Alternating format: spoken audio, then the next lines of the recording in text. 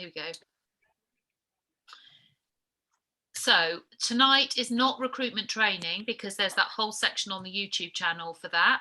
The link for which is in the chat. If it isn't there, it'll be there in a minute. We just asked Ruth to do that.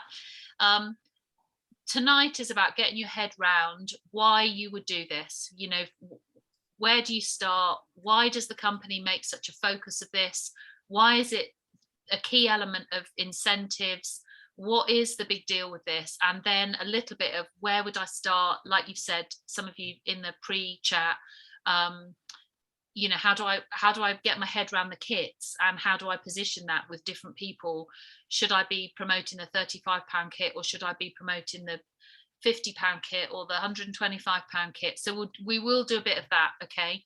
But if at the end of tonight you think, right, okay, I am convinced this is a good thing, then you can go and have a look in that section on the YouTube channel and have a look at the videos. Some of them are literally a few minutes long, and some of them are whole hours worth of training on a webinar, like we're doing for tonight. But what I would say is, if at the end of tonight you're thinking, right, I do want to be doing this and I want to pick up on some of that training that's available, please tell your upline leader that that's what you're going to do, because the biggest value you'll get from that training is to watch it. Get your upline leader to watch it as well.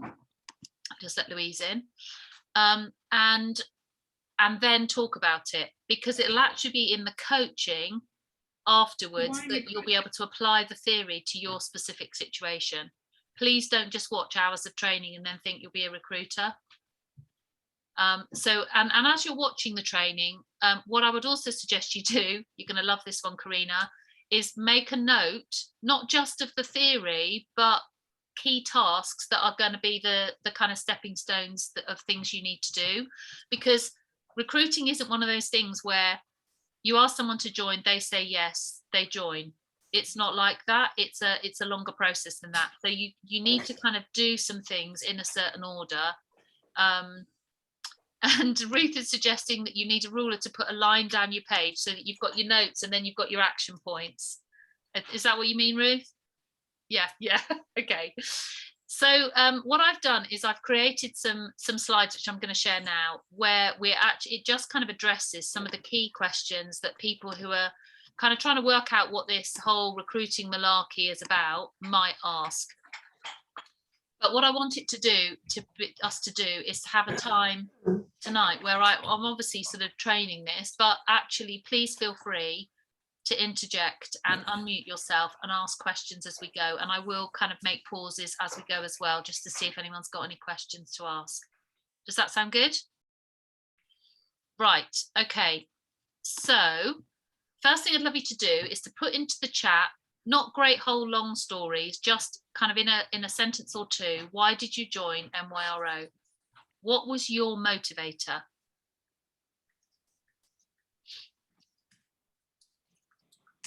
And I'll put it in there as well. When you've typed, you can have a read of everybody else's. And I would suggest write down the reasons that other people, if you're taking notes, write down the other reasons that other people have got.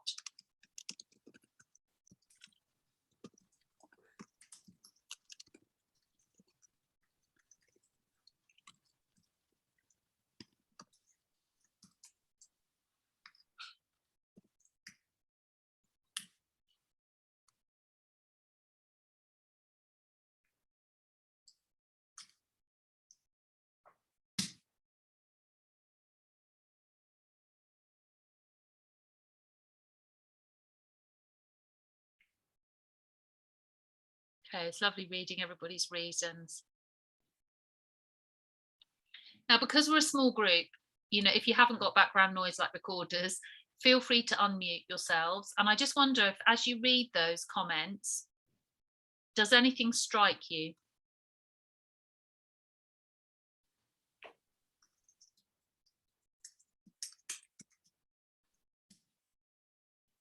Clearly not.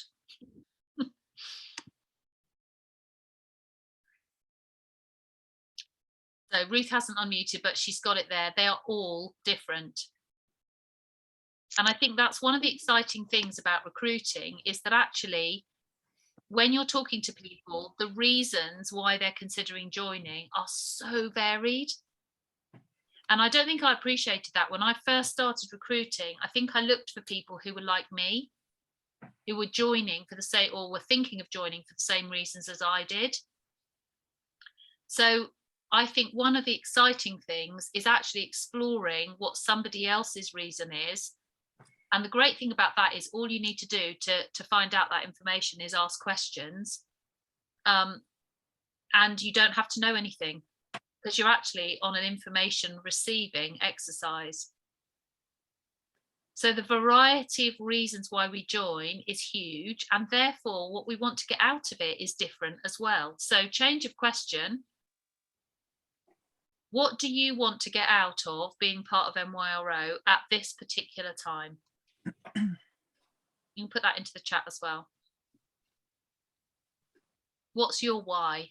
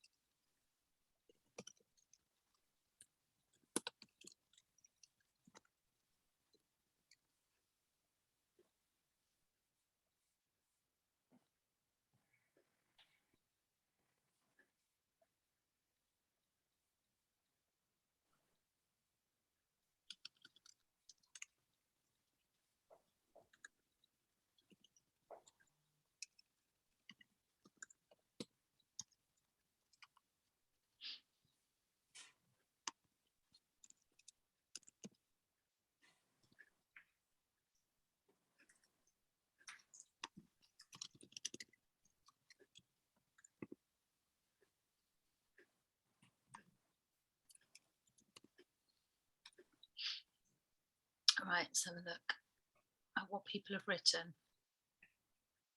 Okay, so Abby, flexibility to be my own boss, flexible income, love the community, sense of belonging and community, being my own boss. We've got some threads here, haven't we? Sharing the health benefits of using natural products versus synthetical chemical laden ones. Autonomy in my work, positivity of connecting with other people and seeing them grow, love promoting the products. Connection, adds another level to my relaxation offerings as a USP. Fits with my worldview to promote organic products. Right, so we've got, again, variety, even though there are some running themes there. And the reason I got you to do that is so that you see other people's reasons for joining and other things that other people get out of this. So that in itself, if you're considering recruiting, can be quite a powerful reason for starting to recruit, because actually versatility and exploring what this could be for somebody else is quite fun. It's about kind of exploring why they would engage with this rather than just the reasons that you've joined. There's quite it's almost, I always think of it a bit like a chase. You're kind of looking for people, you're looking for potential where that might be the best option for some people. And how the business works, I love this image because we're actually all joined together, but what color we are in this is really up to us. So actually there's all sorts of different levels of consultant, but there are also people who actually don't opt to be consultants. They opt to be hosts and gather people together, and they don't want their own account with NYRO. They just want to be able to have the social and host benefits of getting people together around the product. And some people's color will be to be customers. So actually they don't want to host and they don't want to join, and actually they just want to be able to buy the products, and that's fine too. So actually for your business to thrive, I'm going to suggest 20 years down the line in direct selling, you actually do, for your business to thrive, you ideally need people who join, people who host, and people who shop. And actually, if you look on the back of any of our little wellbeing guides, and in the messaging in those wellbeing guides, those are the options that you get. Would you like to join? Would you like to host? Here are some products you might like to purchase from. So what we're doing in considering recruiting is not trying to persuade people into buying the kit. Absolutely not. What you're looking for is the best fit for that particular person, and to use the analogy of the image I've put up there, what color do they want to be? Some of you've heard me talk about, what shape are they? Are they host shaped? Are they consultant shaped? Are they customer shaped? So it's about asking questions to glean, what does this person want out of this product? What's the best way for them to connect with NYRO? That we have launched for the summer. Oh, I'm just going to mute you, Ruth. Okay, so why does NYRO make recruiting such a focus? Here's my analogy. If you think of NYRO as a bucket, so the business is a bucket, are part of Neal's Yard Remedies, and you think of the consultants as water. So I love this image because actually what you've got there is lots of individual droplets. Think of each one of those as an individual consultant, but together we make a volume of water. So individual droplets that make a volume of water. So if you put those droplets into the bucket that is NYRO, here's the analogy.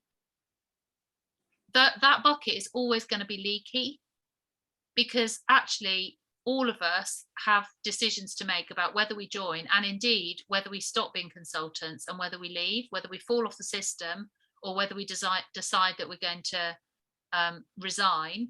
We have that decision to make. Nobody's going to make us stay being consultants. And people leave all the time in a direct selling business. It's really normal.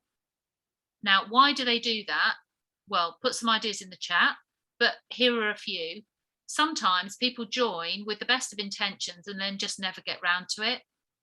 If you are recruiting over time, you will have people who do that, who just buy a kit, they promise you the earth, and then they don't do anything with it. And sometimes that's for good reasons. Sometimes it's just because it's too difficult. And sometimes it is just because they never got round to it. So to use the analogy, that bucket is leaking consultants all the time. And unless, Harriet's laughing, unless we're pouring water, i.e. new consultants, into the top of that bucket faster than it's leaking out, the business is not in growth. It's actually going backwards. So for the business to grow and for the mission to be spread of us passing on the organic message and the beauty of Neal's Yard Remedies products, we need more people joining than are leaving. Does that make sense? Does anybody have any questions about that or comments to make? Yeah, life changes, that's good.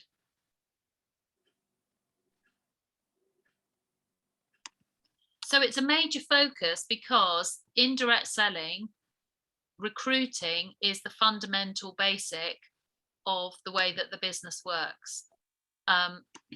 And so as people decide that they're gonna not order as much or indeed leave, what you need is fresh new people being poured in the top. I think there's another thing about this too. I mean, I've been doing Neal's Yard Remedies now for 13 years, and I love the energy and fresh perspective that new joiners bring. I think without new joiner growth, without more water being poured in the top of the bucket, it's easy to get a bit complacent. It's easy to get a bit jaded, maybe lose a bit of va-va-voom. And the water becomes stagnant. The water becomes stagnant, to carry on the analogy. Yes, thank you, Harriet. And speak for yourself, Harriet. Harriet, stop being stagnant. Go and use some body polish. But basically, you know, for the business to thrive, actually, energy is really important. The old adage is true, isn't it? Whether you think you can or you think you can't, you're probably right. And I think that fresh energy and that fresh motivation, the newness of being a consultant, has got an edge to it that brings a vibrancy to the business. So that is why recruiting is such a focus within our teams, within the incentives, and within the company messaging. And certainly, if you're ever going to start recruiting, now's a really good time to do that, because it is a company focus over June and July. And I think this comes at a really key time for us. you know, in the dynamic of what's happening in our country at the moment, because there are an awful lot of people out there who are really needing to think about how they make ends meet. People are watching their pennies. There is a trend in consumer demand for, if I'm going to buy something, I need to know it's coming from a good source. It's coming from a brand I can trust. I want to know I'm making a difference. I want to know I'm protecting the planet. I want to know the story behind something. I want to know it's good for my wellness. And Neil Judd Remedies absolutely fits into that category. And I think at a time where a little bit of extra income might make the difference between being able to pay the energy bills or the petrol bills or whatever else or not, it's a key time for that. But I think also as we come out of the pandemic, people are really keen to connect with people again. And I think the caution that we saw at the beginning of emerging from the lockdowns is past. And I think people are celebrating being able to be together. And so the idea, people I've spoken to recently, you know, in the take a look at NYRO session that we had on, when was that, Tuesday, and in talking to Sparkles, what comes up often is, I want to be able to be with people, I want to be able to connect with people, I want to meet new people. So it is a key time, both economically and relationally, I think, to make this a focus. And as I said, we have a brand that absolutely fits with what people are wanting. So guys, before I move on, one of the things I was going to say is, you know, if as we're talking about this, you start to think, you know, people pop into your mind, that might be true for so and so. Oh, that's interesting. I had a similar conversation with such and such. Just jot those people's names down in your notes, because if you decide that actually this might be relevant for them to join our team, then it would be a good idea to have those people in a list somewhere, not just popping in and out of your head as we're doing our talking. Okay, so what do you get out of recruiting? Well, what I'm going to do is ask those people who have already recruited, who are on the call, to share some ideas, either by unmuting or put them in the chat. What were Sparkles? Yeah, I'm already using jargon. There we go. People who are interested in joining, I'll explain a little bit more about that in a minute. But if those of you who've already recruited can put some things in the chat, or be thinking, what do you get out of recruiting? And then I've got some ideas to add to the list. Just to explain the Sparkles thing, that term came when we think about recruiting, because really they're people who, they're just sparkly, they just shine. I think you'd be a great person to be a consultant. That might be because of questions that they ask. It might be because of the love of the product. It might be because of a need that can be met by being a consultant. You know, for instance, flexible income, like some of you put in the chat. It's just like, oh, that's got to shine. That need or that interest has got a shine to it that stands out above customer questions or even host questions. So hence we talk about them as being Sparkles. Right, let's have a look. What do you get out of recruiting, recruiters? I think a lot of people have been putting in the chat that you make a lot of friendships, which you do, and it's just one of the brilliant things about the business. And it's a bit like, you know, we're independent consultants, we run business in our own. If we were someone that worked in an office, you're surrounded by people, you'd have a chat with someone at the coffee break, at the coffee machine or whatever. Having a team kind of brings that element into it, and there's just the camaraderie about it. You know, some are on full board, others, you know, just kind of wavering in the background, but that's fine. But you just have it's just this great sense of community, and that although you are independent, you're not actually on your own at all. And I think that's one of the key things, really. And obviously, you know, there's the extra income, which is fab, and when you get to a certain stage you're earning kind of residual income, then, you know, that's brilliant. But actually, to me, it's the people, it's the relationships that you build with your customers and your hostesses, but with your team as well. So I think that's one of the definite highlights, I would say. Yeah, definitely. And going back to what you were saying about a deeper connection with people. You know, Jan, what you've put in the chat, new connections or a deeper one with old friends. You know, you said earlier you'd recruited your friend. This journey will open up a new avenue in your friendship with her. There'll be a like, let's learn together vibe. So for the rest of us, you know, maybe just be thinking, right, so who would I like to do this with? Who do I want to say, right, come on then, let's have a go at this together. Let's just see where it goes. You're not selling your soul to anything. You can always, if it doesn't work out, you can always stop. But I think what it also does is it brings people into your life who aren't your friends currently. So Ellie, earlier when you were saying about Claire is one of those people who Ellie joined with, who if Neil Shard Remedies stopped tomorrow, Claire and I would stay friends. And I didn't know her before Neil Shard Remedies. And you know, there are people that come into your life that you know that they're not just there for the season of NYRO, they are there as a friend for lifetime. And what you grow goes beyond what you do with NYRO. So Abby, it's really not about the money for me. It's all about the connections, helping people, whether it's clients or team, in the sense of belonging. Okay, yeah.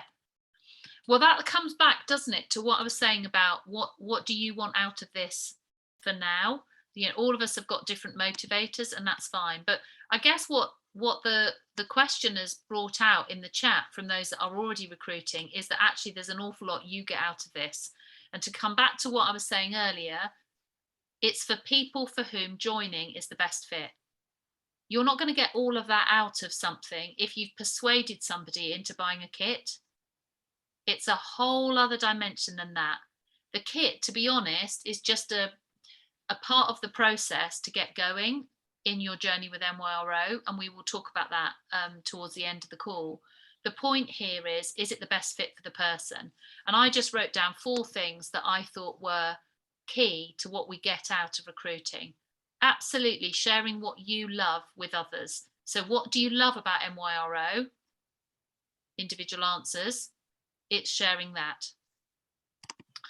Unlimited potential in income, which Harriet just alluded to. You know, fundamentally, with 24 hours a day, 7 days a week, 365 days a year, and only one person, each of us will have a threshold to what we can earn from selling, because there's a maximum that any one of us could reach, even if we were doing this all day, every day. If you decide to recruit, what happens is you, over time, through the various levels of the career plan, you basically earn a commission paid from the company profits for the people who become part of your team. So if that interests you, go and have a read of the career plan, chat to your upline leader. But what that does is it takes the lid off the earning potential. So if I give you an example, so let's take last month, my earnings, my sales, what were my sales last month? 400 and something, no, I did 500 pp. So 500 pp, what I can earn from that is a very small proportion of what I earn from the team.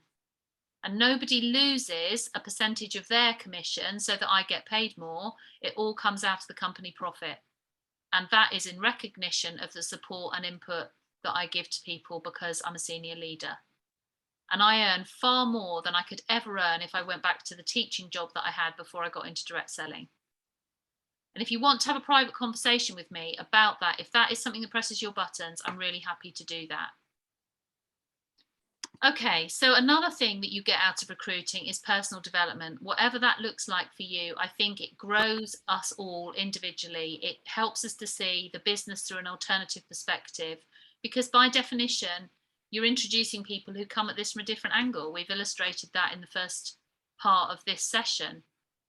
So that in itself is going to grow you. And I think, you know, feel free to comment, those of you who've been here a while. I think for me personally, I had no idea how much this would challenge me, change me, grow me, just all of which is positive. I think if I would be a different person if I hadn't been able to do the journey that recruiting has brought for me personally. And then the other thing is being part of the bigger picture, because the Neil Judd Remedies organic mission is to help educate people in terms of organic skincare, sustainable brand, all of the messaging that we give out. We want people to make choices for our blue bottle products. And actually, let's take Jan as an example. Jan on her own was doing a great job promoting the mission. She was speaking to people, chatting her business all the time. Now her friend has joined. She's just doubled the potential of what was going on before Jan's friend joined. So the ripple impact of you bringing in other people for whom joining is the best fit is huge in terms of the sphere of influence that we have as a consultant base. And that was Peter Kindersley's original vision. Really, he knew that actually, as a profoundly campaigning, organic, sustainable businessman, he couldn't get the message out far enough and wide enough without a consultant base. And that's how NYRO was born in 2009. He needed a workforce of people who wanted to be part of that mission. So every time we introduce a new person, we expand that potential and that message. Before we go on, does anybody have any questions or comments to make?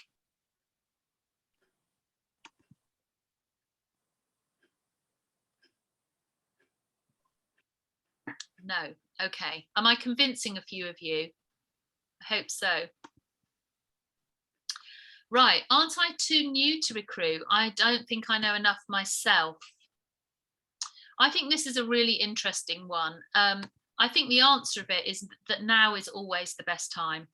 So if you are brand new, I mean, Karina, just before the Jubilee weekend, that's pretty new. I don't even know if your kit's arrived. Put it in the chat. Let me know if your box has arrived.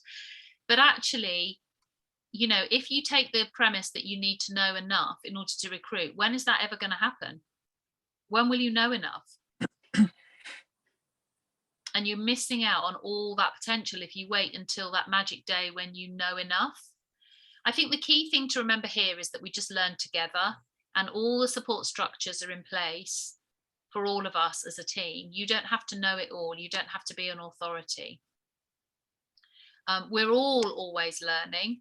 And I think, you know, what's one of the lovely things in the personal development element that I was just talking about is that actually, as somebody comes in with a different perspective, they're going to find a different angle on this business. They're going to find different resources that you haven't found yet. They're going to pick up different messages in training and in chatting with people that you've introduced. You'd be like, oh my goodness, I hadn't seen that, or I didn't pick that up. If you've got a willingness to hear an alternative perspective. So actually what you've got is the chance to do it now and learn together. And then you're rubbing along together and helping each other with those alternative perspectives that I described. Okay, all right, Karina's got her box. That's good. Things keep changing. The company's dynamic. Yes. Okay, so Karina, worrying about not knowing enough. Yeah, it's good to know. Karina, you know, to use you as a good case in point, as somebody who's literally just got her kit, I think all the information that you're receiving now is available to anybody who joins, and you've got leaders above you whose responsibility it is to give the information that you need to get going. So actually you don't need to know very much yourself at all. Always someone somewhere to find the answer from. Absolutely. That's where that community stuff we were talking about, you know, that's where the rubber hits the road. 2 weeks ago. That's great. That's good. Okay. The other benefit for those of you who are brand new is that you are in the first, if you're in the first 90 days of having joined, you're in what is called success start time. And that is an incentive program, basically, that the company have set up to help you get going quickly. Now, I'm not going to go into all the details of Success Start. Put it into the search bar in the download section, and you'll be able to find it. Chat to your upline leader, give them a nudge because they should have talked to you about this. But basically, when you start introducing other people, they call it in Success Start, recommend a friend, you will be entitled to £50 product vouchers for each person that you recruit in your first 90 days who does their first £100 order in their first 30 days. Okay, so if you recruit somebody who gets going, you get a £50 voucher. And as well as that, the potential for that income I was talking about in a minute, which I'm going to expand on in a second. So actually, if for you, adding to your kit and not investing loads and loads of money into your kit or your bathroom or your treatment room or your dressing table, whatever it is, this is a really good way to earn as many vouchers as you like. It's unlimited. Does anybody have any questions about those Success Start vouchers? It's just a nice extra bonus for those of you who are brand new. Well, what if you've missed out on the Success Start? What happens then? So then it would be down to your earning the commission from the company profits that I was talking about, Jan. Right. Mm-hmm. Yeah. And many people do miss out on their Success Start vouchers if they didn't recruit quickly, they didn't do it in their first 3 months. I think what some of them find is that because they missed out and it was a bit annoying, they make sure that their new recruits, their own new joiners, absolutely know about Success Start and the benefit of recruiting early. So if you've missed out on yours, make sure your friend knows. Yeah, I think that's one of the personal development things. You know, we can begin again more intelligently, can't we?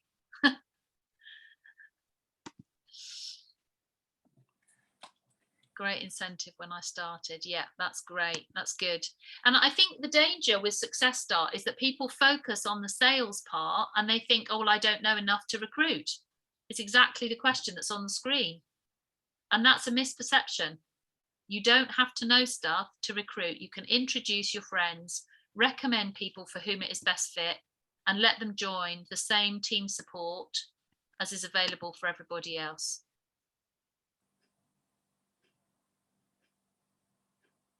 Yeah.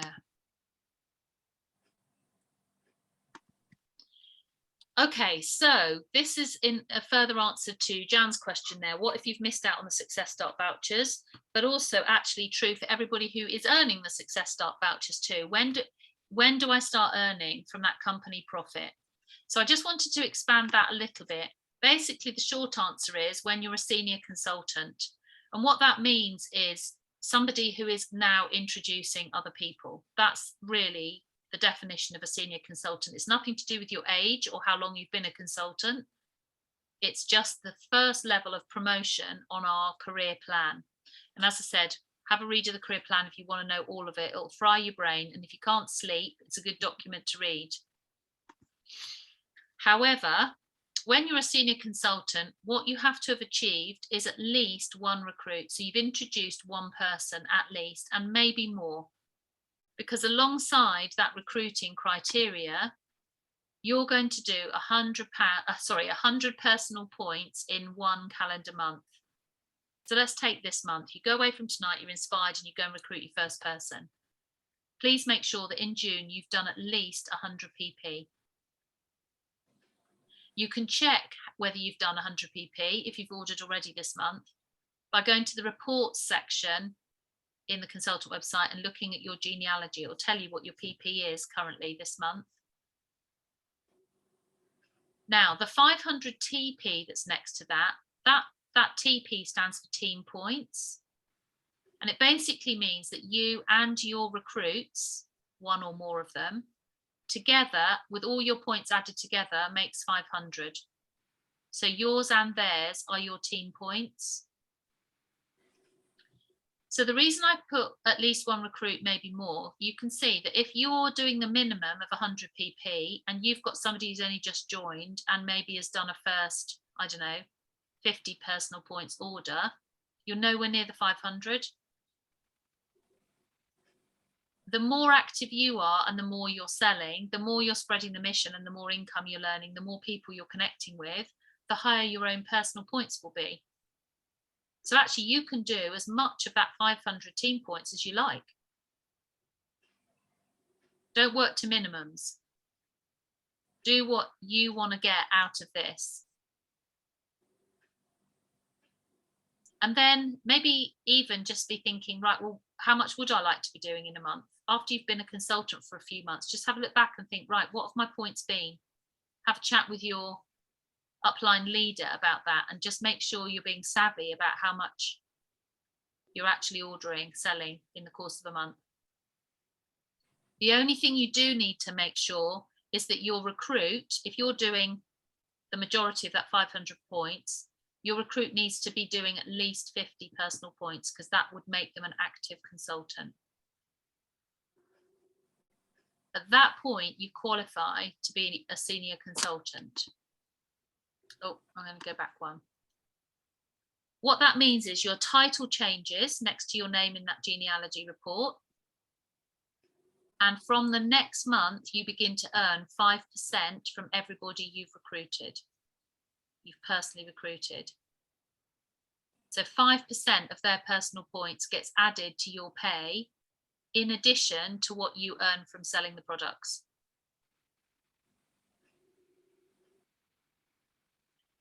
And really at that point, it becomes a bit of a numbers game, because if you've got one recruit, you know, that it's a nice to have, but you're not going to retire early on it. You just keep doing the same thing. And I think what's so amazing about recruiting is it's not actually that complicated. You just keep doing it and you just keep getting better at it. So once you've done it once, you just think, right, I'll do that again. So Jan, off the back of recruiting your friend, the question to ask is, okay, who's next? Yeah. So you might become a senior consultant with you and your friend, but how great would it be to add another few to that pile and earn 5% off a few instead of one? And that's as far as I'm going to go with the career plan. There are lots and lots of layers to this.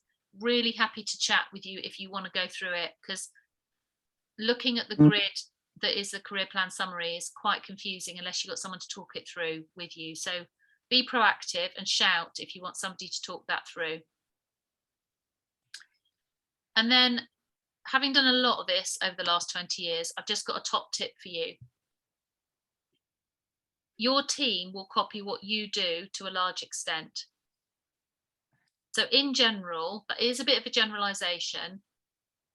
If you work to minimums, they'll probably do the same. If you engage with what's going on with team training and apply it to your business, they'll probably do the same. If you're proactive and love what you're doing and kind of carve what you want this to be for you, your team will probably do the same, because you'll just ask them questions like, what do you want this to be? How much time do you want to give this?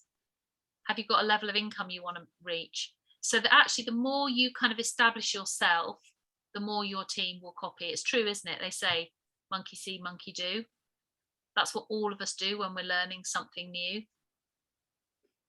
So the key thing is to be happy and fulfilled doing what you want out of NYRO Organic. Now, I'm just going to say a word of caution here. I have built this to be my full-time job now. So I'm really careful when I'm recruiting that I give people permission not to do this full-time. It would be a danger that they think, right, to be a consultant, I've got to do what Sian does. That's not true. Holly's a therapist. Holly has to be careful when she's recruiting to make sure that the message gets across. You don't have to be a therapist to be a consultant, because people could inadvertently get the wrong message. There are lots of things like that we just have to be careful to balance what somebody's seeing with keeping this as open and as varied for people as possible. Okay. Any questions about that before we move on?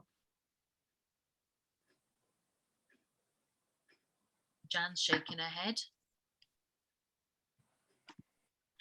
No. Karina's smiling. That's good. You're not overloaded yet, Karina. No, good. Good news. Right. Why do I want to invite my customers onto my team? Surely I'd lose out not having them as a customer. That is a common concern. Give me a thumbs up on the reactions if actually this is what you think or have thought in the past. If you can find the thumbs up, or just do that, it's easier. Okay. Yeah, few thumbs up. Okay, so here we go. At the risk of repeating myself, it's about what is the best fit for them. So I'm just going to pick Ruth as a good example. You know, I didn't personally recruit Ruth, but I could have been the person that Ruth, I don't know, I'm making it up now, Ruth, I don't know how it worked for you, but met at a fair. I've got a stall, and Ruth is at a changing point in her life and is ready to make a spontaneous decision for Blue Bottles, because that's what she said why she joined at the beginning. It was a spontaneous decision at just a key junction in her life. If I just sell her products because I want to sell the stuff that's on my table and I'm making assumptions, and I don't offer Ruth the chance to join, she's not getting that opportunity from me. But she's quite intrigued. She fell in love with the Blue Bottles, so she goes online and inadvertently finds another consultant's website, or puts her details into NYRO Organic and says, I'm interested, and gets allocated to somebody else. So in my misperception, and perhaps I would even say my selfishness, I've gone out to sell her product, and I've not given her the option to choose the thing that is her best fit. But at the end of the day, if Ruth's best fit is to be a consultant, she's going to find a way for that to happen. And I really think Neil Judd Remedies is one of those brands where actually you can't force things. It just has to happen, pardon the pun, organically. If it's the right timing, it will be the right timing for people. So actually, this is about making sure that people know that they've got three choices.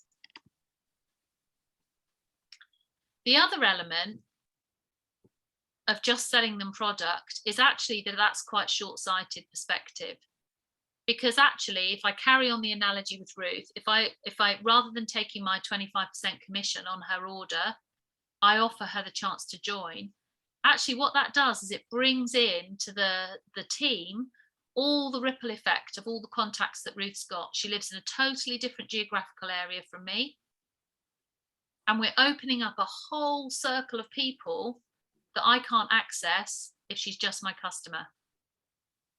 I also don't have enough hours in the day. So actually I can get on with it where I am, and Ruth can get on with it with where she is, with the people she knows. That spreads the mission, but also actually it does bring that unlimited potential of growth, of earnings, of spreading the mission, of all the things that we've talked about. So it's actually a little bit short-sighted to try and keep somebody boxed as a customer and earn you 25% if actually their best fit is to join, and you've got the opportunity to unleash all the potential of the ripple effect of their impact. The other thing is that if it is the best fit, I would say all of us buy more product as consultants than we would as customers. So actually her own use of Blue Bottles is probably far greater than what she'd buy from me.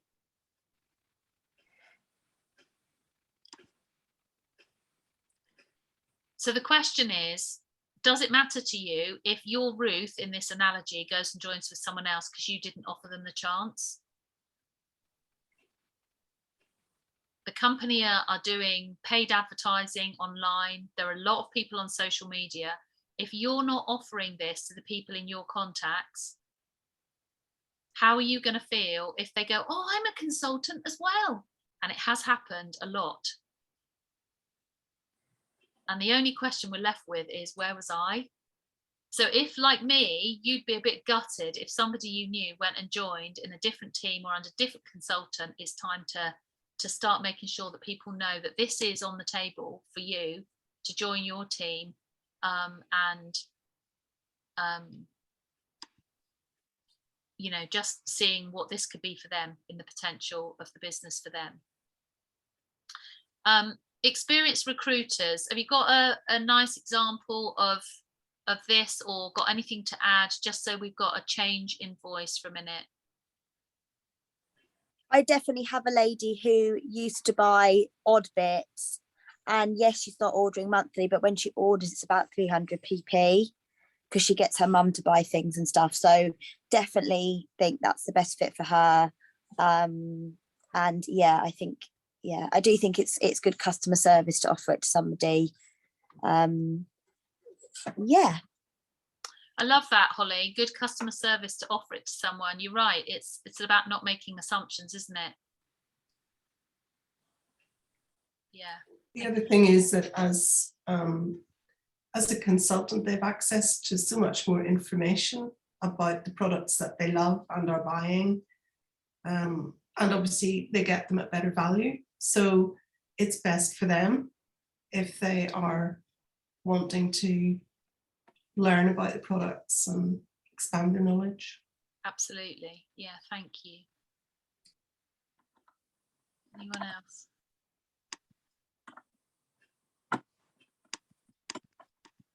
Okay. Okie doke. So at what level do I start earning significant money? How much is significant to you? I think this is a really individual question, and one that absolutely is worthy of picking up individually with myself or your upline leader. But what I am going to say is you get paid on the team's sales totals. You don't actually get paid for recruiting somebody. You get paid, well, unless you're earning Success Start vouchers, you get paid on what they do afterwards.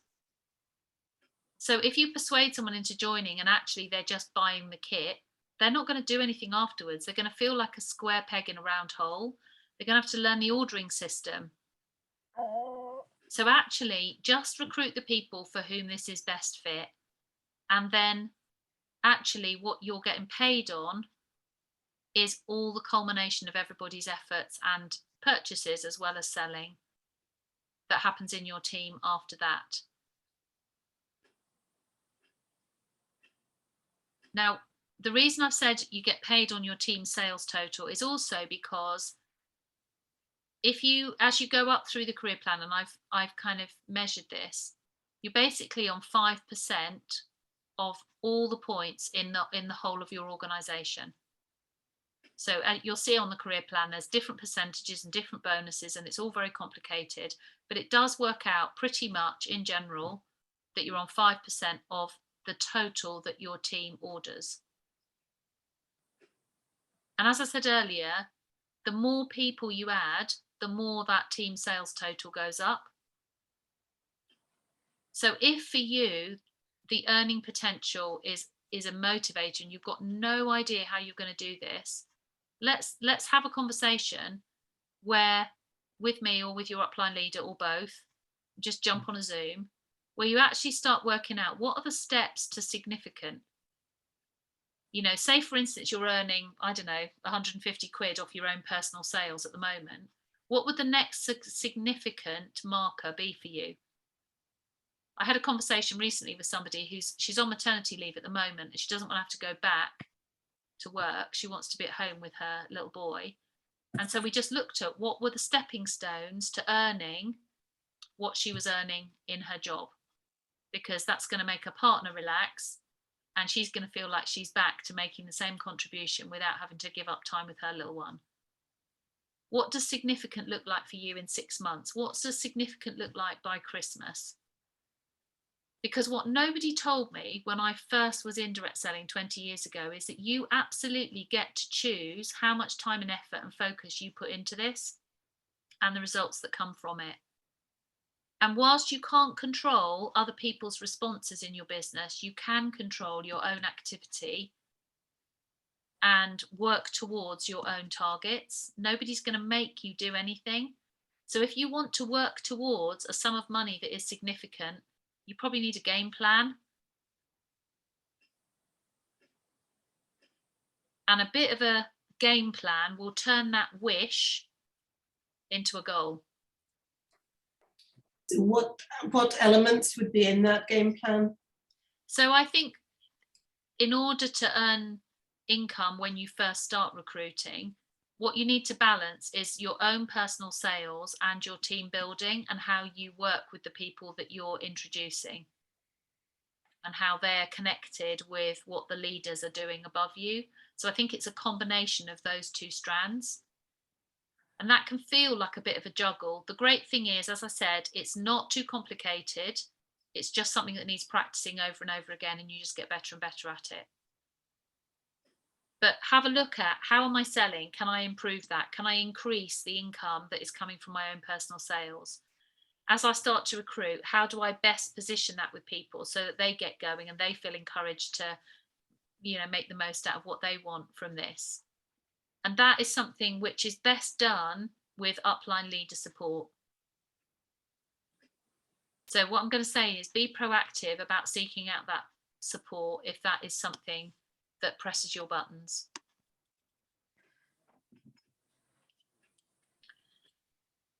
And I've just alluded to it in answer to the question from Ruth, but actually it really, how much when you earn significant money to start with, it really does depend on how much you sell personally, not because of the amount that you earn from your sales, but because of the number of people you're actually in contact with.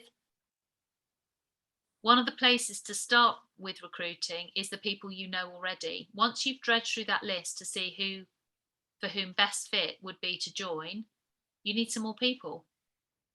And the best way to meet new people is to be selling product to people you don't know yet. So that's part of the game plan too. How do I increase what I'm selling? Maybe, like for me, I'd never sold anything other than burgers from a van in our county show when I was at sixth form. I needed to learn selling skills. So maybe it's about that increases what you sell personally. All of that comes together in a game plan that will be bespoke to you and your individual skill set. Okay, I don't know if I have time to have my own team. How much extra work is involved? Now, before I answer this question objectively, I am going to say that Neil Judd Remedies Organic seems to attract people who love helping other people. So this is about having really good boundaries on your time. But there are many people who have built huge teams, who have full-time jobs, lots of other things that they are, time starved in, whether that's work or children or elderly relatives or hobbies or whatever. It doesn't take hours and hours. So I think if you think of it as this, a few hours a week, and it can be in small bits. The key thing is what you do in those few hours a week, because actually connecting with the wider team on Facebook doesn't necessarily effectively grow your team, and it can be a real time drain. In terms of focused time with the people that you introduce, it can just be in small snatches of time, a lot of signposting into the basics of things like how to place an order, where to find resources. But I am going to say the vast majority of support comes from the leaders above you when you first start recruiting. You're not responsible for making sure that all the resources that are available to people are delivered through you. So the best way you can manage this, if time is of a premium, is to make sure that you are not the answer to everything for your new recruits. That very quickly you start signposting them to the community, the wider community that we talked about at the beginning. And this is an important one, and one that I have to keep reminding myself of. It isn't actually your job as a recruiter to make a success of NYRO for your new joiner. Our role as recruiters is to offer it to them in the first place and then to support their own activity. You're not responsible for them doing stuff. How much they do is up to them.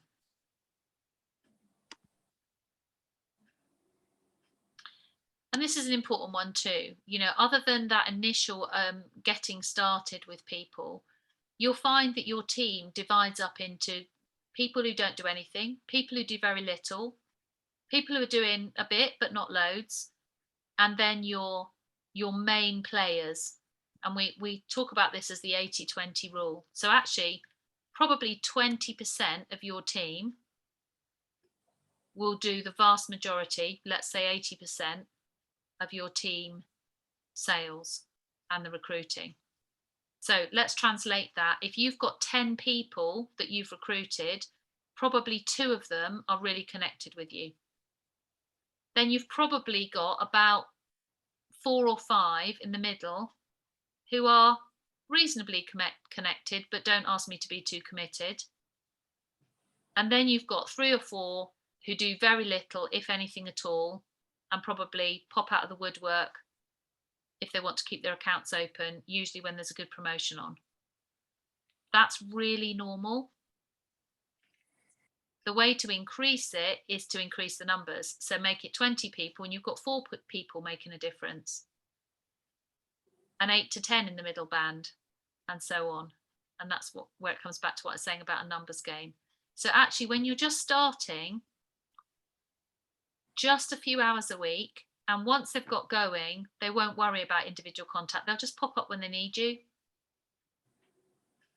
or they're engaged with the wider community and you won't have very much contact with them at all. So please don't think that as the team grows, you're going to need to be speaking to these people all the time and everybody will want your contact, because it doesn't work that way. And that little bit of time, you're learning lots. As I said, it's not complicated, you just get better and better at it.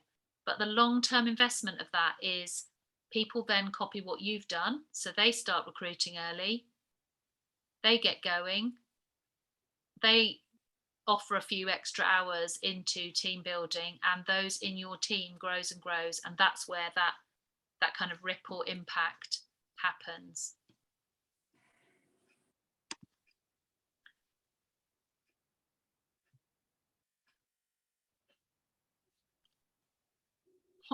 Just picking up on the messages here. I'm not sure what big dog level was about, Holly. What was that? Something like, what level do you want to be at? Big dog level. Oh, I see. Love that. Right, well, let's hope you've got your game plan up to date, honey. If not, let's book a time. Right, do I need to have previous experience of managing a team in order to start recruiting my own NYRO team? The short answer to that question is no. So again, absolutely, I have never managed a team. I was a teacher. I can manage 30 4-year-olds, but I've never managed a team of other teachers because I left to have my own children before I got to that stage. And you learn on the job. It's the very best way. But actually, you know, you have the support and input of all the structure that is above you to learn and grow as you go. And I hope we've you know, made that clear as we've gone. Holly's put, what's harder, 4-year-olds or blue bottle weirdos? I have to say, there's probably quite a lot of comparison, Holly. 4-year-olds have a power of veto as well. There's training structures are in place for everybody to be able to pick up what is needed. You're not responsible. Hopefully that's reassuring. Okay, so if I've convinced you thus far, let's carry on. Where do I find people who might be interested or opening, in joining or opening an account? And the short answer to that is they are everywhere. I was at an event this afternoon, pop-up table. I love those things because you just never know who you're going to meet. And there was a lady there that I just thought, right, you're sparkly. I've no idea whether she's going to join. That's a conversation we've only just started. But I didn't know her, didn't know she existed in the world until this afternoon. She's a potential joiner. But what I'm going to say is start with those you know already. Brainstorm everybody you know. Go and have a look at the recruiting section of the YouTube channel. The link is at the start of the chat from tonight.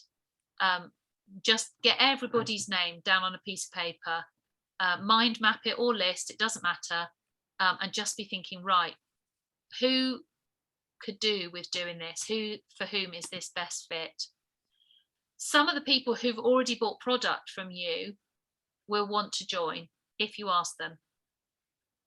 If you don't, remember, be careful, they might join with someone else. Hope you won't mind. So it's really important to be thinking, right, okay, so out of my customers, who would be potentially better off being a consultant?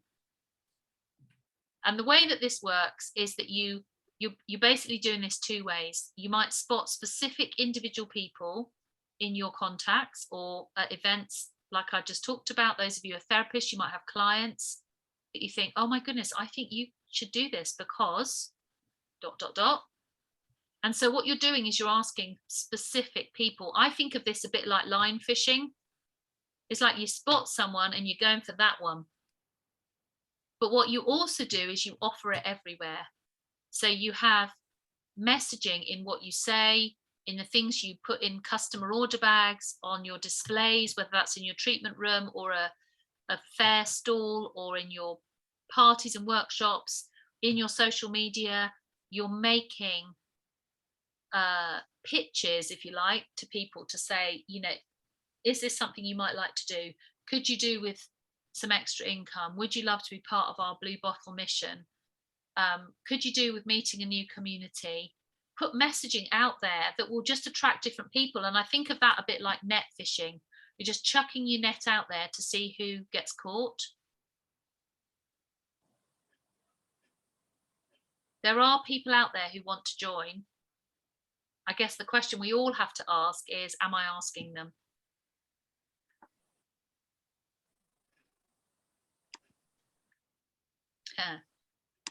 So I feel awkward about asking people about joining. How do I start a conversation about it without seeming pushy or salesy? I think this is again a very common perception.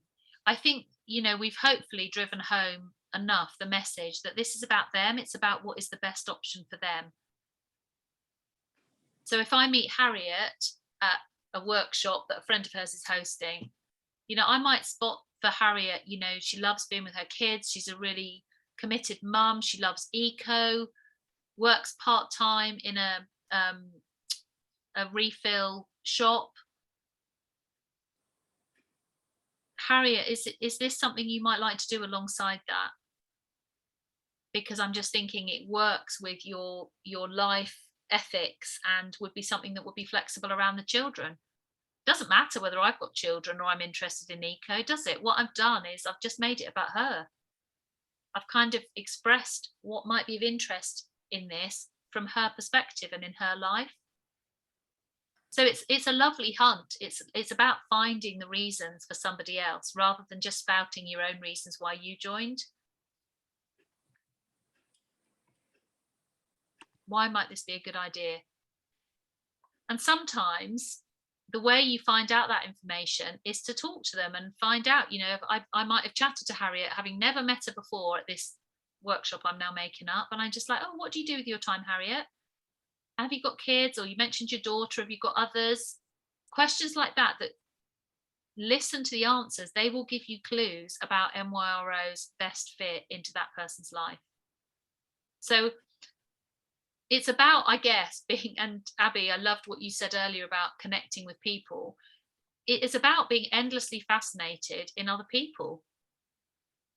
And on the days where I don't feel endlessly fascinated by other people, I just stop communicating for a bit and go and do something that recharges my batteries. But the best way to recruit is to be all the time thinking, right, how can I engage with that person? What questions can I ask them? How might NYRO work in their lives, whether that's as a customer, a host, or a joiner? Ask questions, ask questions, ask questions. And most importantly, listen to the answers. I used to say to my kids, listening is not waiting for the other person to stop talking so that you can. It's a pretty good recruiting tip as well. Listen to the answers and off the back of that, ask another question.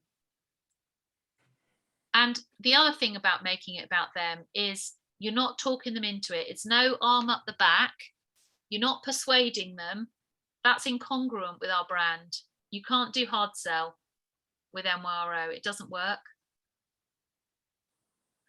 So it's about exploring whether this would be a good thing for them. It's a really nice thing. And then giving them choices, you know, by saying something like, in my Harriet analogy, you know, Harriet, really fine, and I love the fact you placed an order tonight, but I would love to chat with you about whether actually the best fit would be to be part of our NY Organic team. Can we have a cup of coffee sometime to chat about that? And if you decide that isn't for you and you want to stay a customer, that's completely fine. I'd just love you to know what your choices are. Because right from the beginning of that dynamic with a new person you've just met, it's about her decision. It's not yours. And that's so different from, Harriet, you should do this. No, honestly, you should do this. She's already on the back foot. So give them choices. One of my customers walking past the window. Okay, here's another one. Everyone is so busy. If they have a full-time job already, how do I sell it to them that they'll be able to do both? Well, the hot news is loads of people have full-time jobs doing this. So they'd be in good company. But it's not about how much time, and it's not about money. It's about finding that person's motivator. So just like at the beginning, I said to you, why did you join NYRO? One of the questions you could ask them is, if you were to do this, what would you want it to be? What would you want to get out of being a consultant if you decided to go for it? A question like that.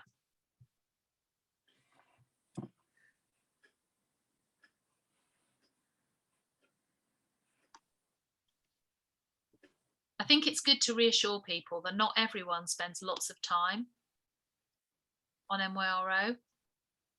And that kind of taps into what I was saying about verbalizing the opposite of what you're doing. So like for me, I have to verbalize not everybody's full time. In fact, most people aren't.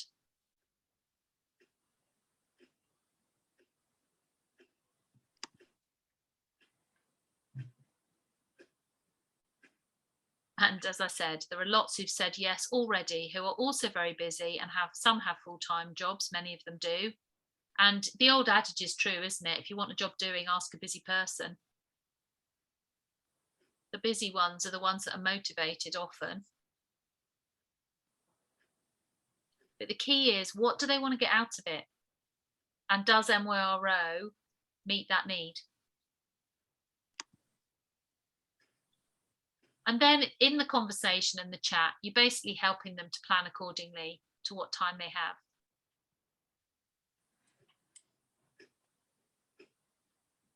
I think I'm just thinking as I chatted about this, I remember I did a wellbeing event at a solicitor's firm a few years ago. And there was a lady there, she wanted to meet me for a cup of coffee when she ordered, when I delivered her order. And so I said we'd do that. And so I met her at lunchtime, and we had a cup of coffee at a place just across the road from the solicitor's office. And she said, I was really interested in what you said about the option of joining NYRO. And you know, when you think, I'd kind of made the assumption that she earned enough money as a solicitor, and that so wasn't her motivator about it. Well, it was about income. She said, I've just bought a flat and it needs a lot of work doing to it. And so actually having a little bit of extra money that I can just plow into doing up my flat would be really attractive. So even if you're meeting people who you think might not go for it because actually their lives are comfortable, you can't ever assume what somebody else's motivation is going to be. And I was really pleased that she was so proactive about connecting with me and having that conversation. And indeed she joined, and she was a consultant for about 4 or 5 years, and then she stopped. She was one of the drops that leaked out of the bucket. She actually got married and moved on. So actually her reason for joining changed, and it no longer fitted. It's okay to have a reason that changes and you stay a consultant and you get whatever's new out of it. But for her, it wasn't. But actually the mistake I'd made was I'd made assumptions on the fact that she wouldn't be interested. And it was another one of those life lessons where you just think, yeah, we really shouldn't assume for anybody. Okay, so just to finish off, how do I suggest the right starter kit? Well, I think one of the key things about this, especially at the moment, is to spend a little bit of time just getting your head round the different options. So this is the sheet that contains the standard and premium starter kits, £50 and 125, and it's in downloads. I know the print's quite small, but what I just wanted to draw your attention to is that the premium starter kit is the standard starter kit with a load of additional products. So everything that's in the top kit is in the bottom kit as well, with some additional products. In addition to those two kits, at the moment, as we were chatting about in the pre-chat at the beginning, we've got these 3 Summer Saver business kits, which are available for all of June and July. And they are all priced at £35, with 3 different kind of elements of the range being featured: aromatherapy, facial and massage collections. And actually also in downloads is a sheet with all 5 of them. Look at that little lot. So if you want a reference point with all of it on, you can go there. So how on earth do you begin to choose the right starter kit with somebody? Well, I think it comes back to that conversation that you're having and the questions that you're asking. So actually, when you've got a feel for what the person wants from NYRO, that's probably going to steer you in the direction of which is the best kit. You can have a respectful conversation about what they think their investment can be at this time. So if somebody's saying, actually, I don't have a lot of money to get this going and I could really do with it to earn me a bit of extra money on a monthly basis, one of those initial £35 kits will make that entry point doable. £50 or 125 might be prohibitive. You can't assume, so the only way you're going to find out is to ask. And the way I suggest you do that is to show them the 5 images, either sending it to them on a message or print it off if you're meeting up for a coffee and a chat about this, and say to them, those 3 at the top are £35, and you can see the pricing of the other 2 kits underneath. Looking at that, which one do you think might be the better one for you? Let them answer, and then say, okay, why have you chosen that one? Help me understand why you think that will be the best one, and just wait for them to give you their reasons. And to be honest, it doesn't really matter. It's about what they want to invest at this stage in their startup. The most important thing is not the kit. The most important thing is that they've had the chance to think, this I think is the best fit for me, and this is what I want out of being part of NYRO. Or this is what I'd initially like to get out of NYRO. If I've had a conversation with somebody about joining, and to be honest, the kit hasn't featured until right at the end, I think those are the best chats. Because the kit is just the toolkit by which you're going to do what you want to do with NYRO.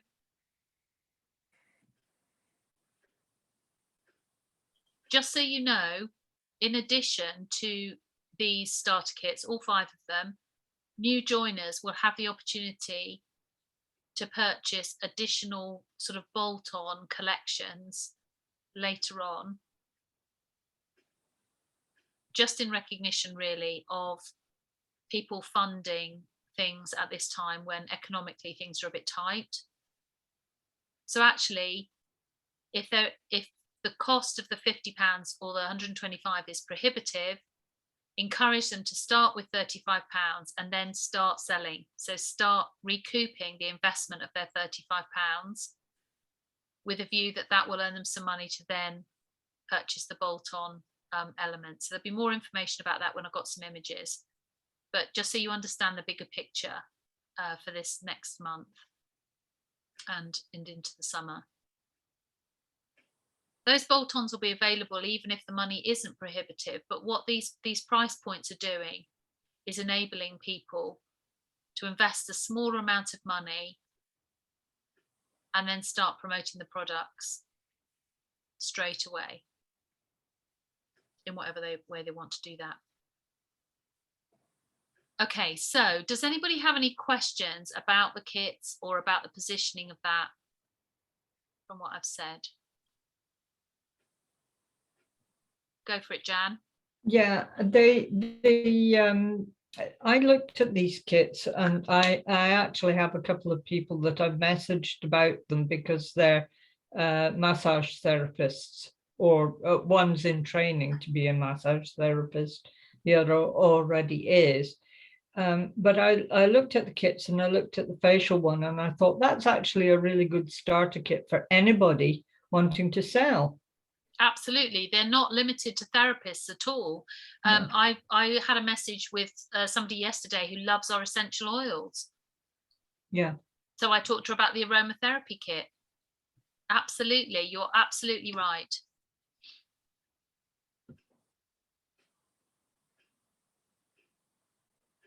Oh, that's lovely, Karina. I'm glad you've enjoyed your first training session. That's really nice. Has it been helpful? Oh, unmute. Yeah. Very helpful, yeah. I've made a good use of my new notebook, just put it that way. Have you got any pages left? Yeah, only a few. Yeah, I promise it won't be a notebook for each session. You'll be like on volume 16. Just like That's right, it'll look good on the bookshelf. yeah, that's true. That's good. I'm glad it's been helpful. Yeah. Any other questions on starter kits? I just think of the cost of starting as a bit like the key to the business. You know, what do I want? How much do I want to spend to unlock the door so I can be part of this? Think of it like that. And which kit is going to be the best toolkit for what I want to do to start off with, and just see where this goes.